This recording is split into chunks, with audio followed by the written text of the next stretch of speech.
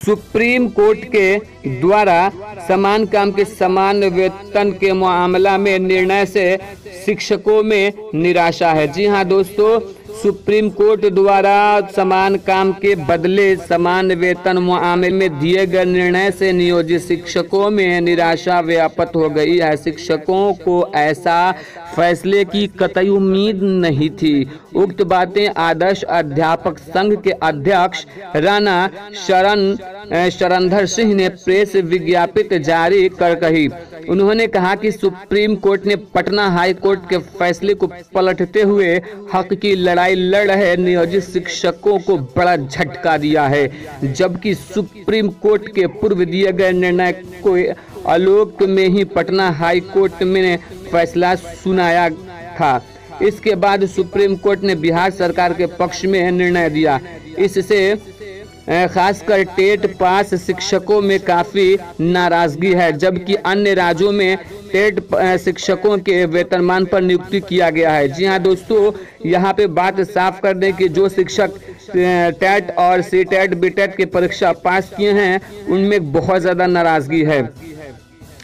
समान काम के लिए समान वेतन के केस में सुप्रीम कोर्ट ने बिहार सरकार को हर कार्य के लिए स्वतंत्र कर दिया है। वैसे कोर्ट ने टेट उत्तीर्ण करने वाले शिक्षकों के लिए बिहार सरकार को वेतनमान देने का निर्देश दिया है। इस आधार पर हम टेट शिक्षक बिहार सरकार से मांग करते हैं कि सुप्रीम कोर्ट का सम्मान करते हुए वेतनमान देने की घोषणा करे, जिसमें हमारे ऊपर नियोजित शिक्षकों का कलंक मिट सके।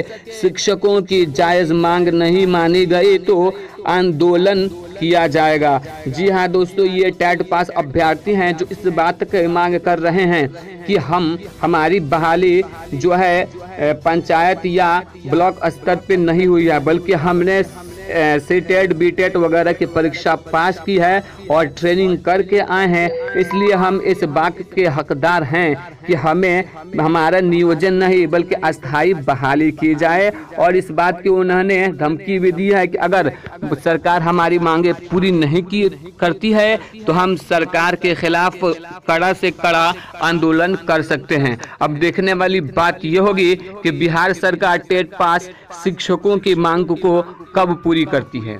तो दोस्तों, वीडियो अगर अच्छी लगी तो लाइक करके आगे शेयर जरूर कर दीजिए, ताकि ज़्यादा से ज़्यादा लोग इस बात को जान सके, और चैनल को सब्सक्राइब जरूर कर लीजिए।